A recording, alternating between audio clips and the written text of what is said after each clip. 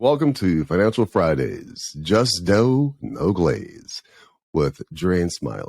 Smiley, man, so I know you have a lot of topics you've talked about related to finance.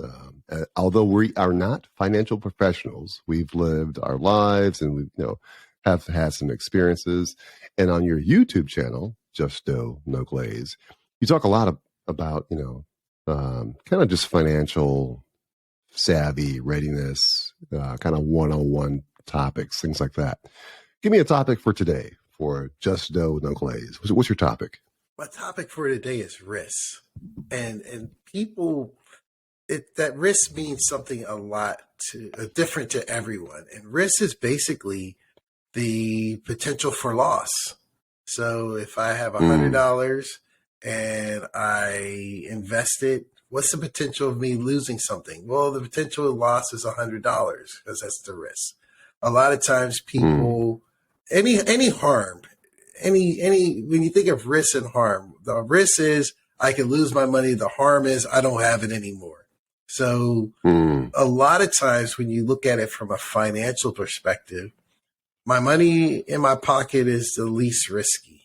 It's with me. It's not a risk for loss. But if it's in a bank, the risk is I get 1% in the bank. Now, however, recently, if I have 300,000 in the bank and the bank is only assured at 250,000, then my 50,000 is at risk if the bank collapses. So every time you let your money go, there's a potential that it may not come back. So the risk of what's the risk of it coming back, and what's the risk of it coming back with friends? Some people have big risk. They go to the casinos. They don't mind dropping 5 G's on a number because they can afford to lose 5 G's, and that 5 G's may get them 25. I don't have that. Wait, you said something. Say it again. Say it again. What's the risk of your money coming back with what? Friends. Friends. I love it. I love it. If I invest my money, I invest 1,000. Break that down for me. Break that down for me. All right. So basically, in simple mathematical terms or financial terms, if I had put out 1,000 and I get 10% return, it comes back with 100 friends. My 1,000 comes back with 100. So I came back with friends. But if I put out 1,000 and it comes back with 500, then I lost 500. So my risk, I just lost 50%. So it came back with no friends. The goal is to have your money come back with friends. Yeah, I want to come back with friends. And what's the risk of it coming back with friends? Is it high risk? If I put it in the bank, it can come back with 1% of friends, 1,000 at 1%. Or if I put it in something that may be private equity or something like a dividend paying stock, it may come back with a little bit of friends over time. But that's where our risk tolerance comes in. How much money do we want to put out that may not come back or will come back with friends? That's the way I look at it. And I'm quoting. Tell me this. I was just going to say, I'm quoting Mr. Wonderful from Shark Tank. He's the guy who's I will put my money out. I send my kids to summer camp, and I want them to come back with friends. And his kids are his money. So the money, got it. Love it. So I guess when I think about risk, right? For me, I'll be honest. This probably won't surprise anyone that knows me. I'm not a huge risk taker. I know the downside of that is that, wealth will come slowly for me compared to someone who's a big risk taker. I think about friends of mine who are risk takers, and, they have seen peaks and valleys, probably more peaks, but the valley part is what scares me. Like, I don't want to have to deal with, no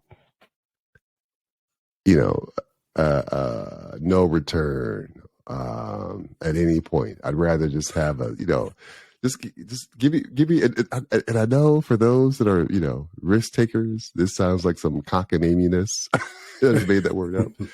But, just give me my little pennies over the years, and I'll accumulate them, that type of thing. But what do you think about that in terms of those that are big risk takers compared to those that aren't? But I would call it calculated risk. For example, if and not to say you got insider information, but let's say we're in Nashville. I was in Nashville a couple months visiting Dre, and there's certain parts of the city that's just bustling. They're growing it. They're doing a whole bunch of stuff. And you're like, well, if I put $100,000 on this property, I may have to sit there for 3 to 5 years. But I know because my friend at the city council told me they're ready to build a whole hotel and a whole eatery center right a half a block from this property. So that's a calculated risk because you have an opportunity to 10x your money, meaning your money can go 10 times or 20 times. Now, you may say, well, during those 5 years, I'm paying taxes, I'm paying insurance, but the amount of money you put out is going to dwarf. It's going to be so minimal compared to the upside you'll have once all this development comes around your facility.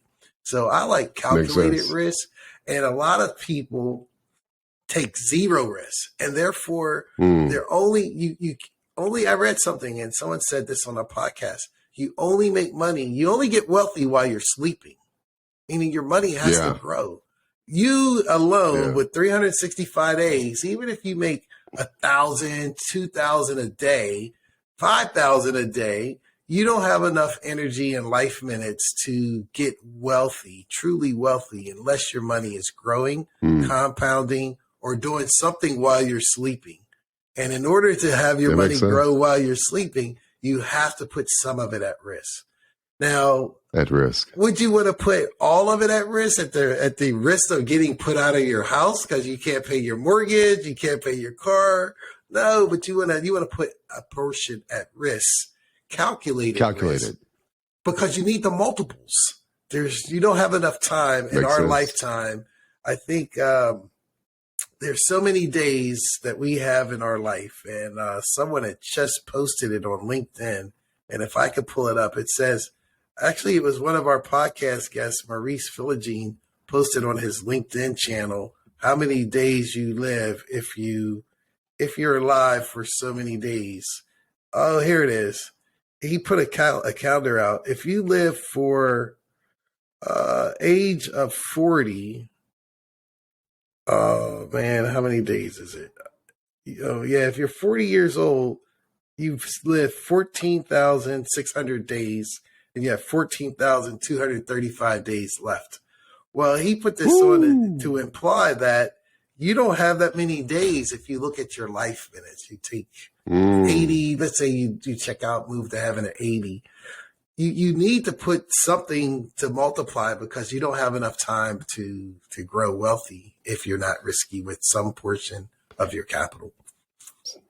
So the goal is, if I can summarize, the goal is to take calculated risks that allow your children to go to camp and come back with friends. A lot of friends. Love it, man. A lot of friends. A lot of friends. All right. Hope everyone has a great Friday and a great weekend. We'll catch you guys next week. Awesome.